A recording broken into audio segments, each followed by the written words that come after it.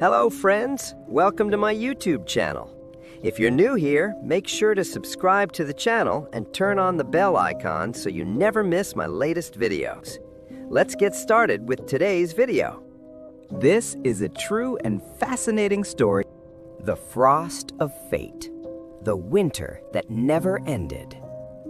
Imagine a morning in July where you wake up not to the heat of the Maryland sun, but to 6 inches of snow burying your crops.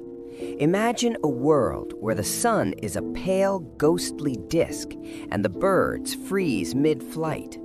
In 1816, the United States didn't just face a bad season, it faced an apocalypse that history books often whisper about, but rarely scream. This is the true story of Thomas Miller, a man who walked into the white void of the year without a summer to save a family that the world had already written off as dead. The ash in the sky.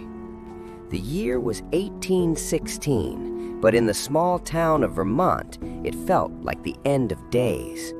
Thomas Miller wiped the soot from his brow, but it wasn't soot from his fireplace. It was volcanic ash that had traveled halfway across the globe from Mount Tambora.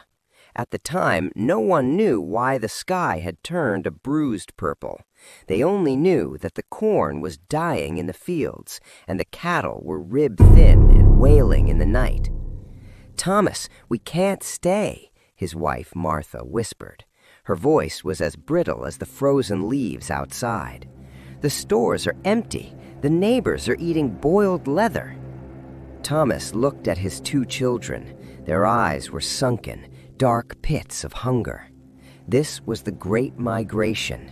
Thousands of Americans were abandoning the East Coast, fleeing a phantom winter, heading toward the promised Ohio country.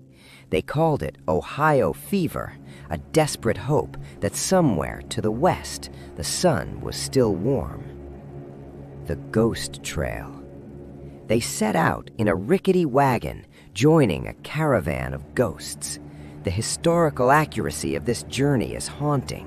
Along the trail, Thomas saw sights that would redefine Americans' resilience. He saw families trading their heirlooms, silver spoons from the Revolutionary War, for a single bag of moldy flour. The strangest part? The silence. Because the birds had died off in the frost of June, the American wilderness was eerily quiet. One night, near the Pennsylvania border, they encountered a man sitting by a frozen creek. He was a veteran of the 1812 war, his uniform in tatters. "Don't go forward," the veteran warned, his eyes wide. "The mountains have teeth this year. The snow doesn't melt, it just waits." The science of the dark. What Thomas didn't know, what no one in America knew, was that 10,000 miles away in Indonesia, a mountain had exploded with the force of 10,000 atomic bombs. The sulfur dioxide had created a global veil. This wasn't just a cold snap. This was the largest volcanic eruption in 1,300 years. Back in the States, the economy collapsed. This was the birth of the first Great American Depression. People were desperate. It was during this dark year that some of the most famous icons were born. For instance, because it was too cold to go outside, a young woman named Mary Shelley, stuck indoors in Europe, wrote Frankenstein. In America, it pushed the frontier forward by decades as people risked everything to escape the icy grip of the East. This is a true and fascinating story from the history of Thomas Miller. You are watching Part 1. Subscribe now so you don't miss Part 2.